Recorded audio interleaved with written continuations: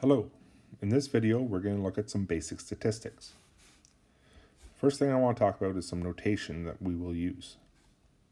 Now you'll notice with the notation, you have to be careful of whether you're working with population or sample. We use different notation for each, and when you go to calculate some things, they are slightly different.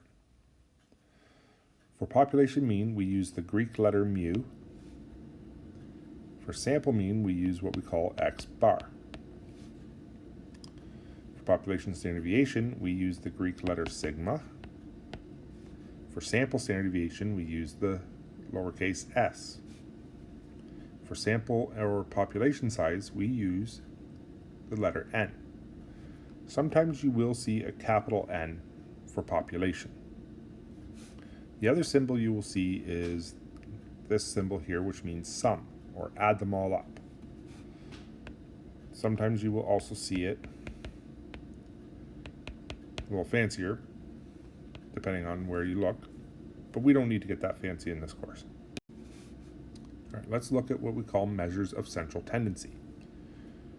The first is the mean. You'll see a formula written here. The mean is the average. So in this case, you add up all the numbers in your set and divide by how many there are. So in this set, we had 7. If you count them, there's 7. And when we calculate everything, we get a mean of 11. The median measures the center as the middle. So we have 7 sets of numbers. So we have 3 and 3. So the middle is 10, or the median is 10. Now this n was odd. So it's a nice middle number. If n is even, then you have to use the average of the middle two numbers, because you will not have one nice number in the middle. Lastly, we have the mode. The mode measures the center as the most frequently observed, or basically the number that appears the most. In this case, no number is repeated, so I put NA, or no mode. Now let's talk about measures of dispersion. First, we have the range. For the range, all you do is take the largest value minus the smallest value, or in this case, 19 minus 4 to give 15. Basically, these give you an idea of how spread out the data is. Then we have variance and standard deviation, which is also a measure around the mean, but slightly more informative. It can give you an idea of how close or how tight the data is within a certain range. About 68% of data falls within one standard deviation in the mean. Now, calculating variance and standard deviation is a little bit more difficult. And variance, I usually only ever use to get to the standard deviation. Okay? So if variance is s squared, standard deviation is s. So you just square root whatever you get for variance to get standard deviation. Hence the square root in our formula here. So this is for sample standard deviation. If you go to calculate a population standard deviation, the only thing different is what you divide by. So instead of n minus 1, you would just see an n. Now, you could try and write everything out in a long line and try and calculate them, but you'll find it easier to do so in a table. So what we do is we list out all our x's in a table, and the first thing we do is we subtract the mean. Our mean in this example was 11, so we just go 4 minus 11 is negative 7, and so on, getting all these numbers. And then we need to square each of those numbers. So we take the negative 7, square it, we get 49, and so on. Once you've done all that, you can then add up all the numbers in the final column, which is 170, and this is the top part of our fraction. And then we divide by 7 minus 1 because we had 7 in our data, so 7 minus 1. We square root that answer, and you get a standard deviation of 5.32 for this set of data. Now, calculating standard deviation can be tedious, especially for larger sets. So, when calculating standard deviation for larger sets, there's all sorts of different things you can use. You have stuff like Excel, or in this course, you will not have Excel for your test, but you will have your calculator for your test.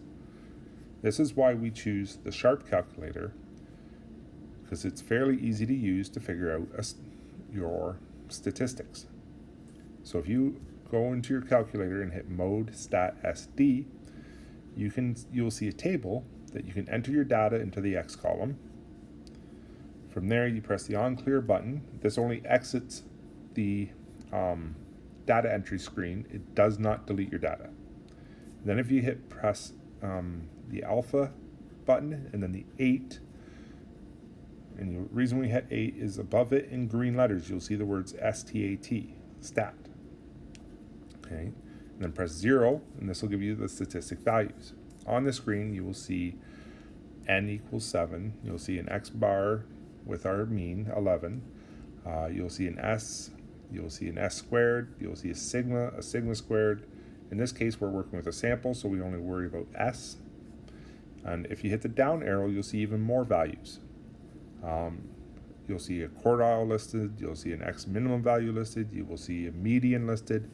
So it does most of the things for you. It doesn't calculate range and it doesn't calculate mode, but it does do a lot of work for you. And yes, I will allow you to use this on the test. One other thing I should make note of though is this puts you in statistics mode, right? If you hit mode 0, this puts you back into normal mode. All right. So make sure you know how to go in and out of statistics mode. The other thing is your calculator does store your data. While you're in statistics mode, if you hit second function mode, this will clear all. The CA means clear all. Here's another example for you to try. This time we have 20 numbers in our set. So this one would be very tedious to do by hand.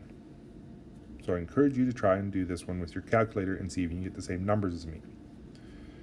Now I've listed out your mean, median, mode, range, variance, and standard deviation all here, all from the calculator, or calculated by hand. So you can see the median this time did not fall on a nice number, right? Because we have 20 in our set, n equals 20. We had to look between the 41 and the 42. These are your middle two numbers, so we took the average of them, which gave us the 41.5. The mode, you will see we have 35 repeated twice and no other number repeated. So that's your mode. The range, again, 72 minus 21 gives us 51. And then the mean, variance, and standard deviation, I got all of those values from the calculator. This is the last example is for what we call a weighted mean or a weighted average. So you'll see your formula for mean is slightly different. We add the weight, W for weight. All right. Now, for weighted means, it's usually when each value has different weights associated with it. Now, a very common example of this, which goes hand in hand with you being a student, is what we call GPA. Different courses have different amount of credits. So you have to take your credits and times it by your grade point to get this final column, okay? And then from there we calculate GPA. Now, so your math course, Math 1, 2, 2, 3, that 3 stands for 3 credits. You also meet 3 hours a week. So you can find your credits for your courses from looking at your schedules. The grade percent is what you'll see in D2L. And then these can all be found in your course outline. So you basically look up the percent in your course outline, which turns into a letter grade, and each letter grade has a grade point associated with it, in this case 3.5 for the first one. So what we do is we take the 3 credits, times it by the 3.5 to get our 10.5. And then we need to add up all of those. So this is your 54.6, which is the top, and then divide by your total number of credits, and divide them to get your 3.21 GPA.